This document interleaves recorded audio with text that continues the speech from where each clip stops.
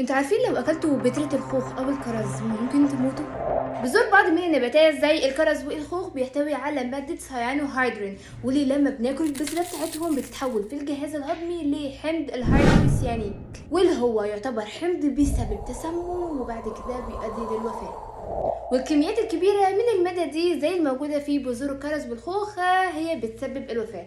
أما بالنسبة للكميات الصغيرة منها فإحنا بنفسها بنستخدمها كدواء مسكن لآلام السعال، والمادة دي موجودة بس في البذرة مش في الثمرة نفسها، فكلوا وانتم مطمئنين.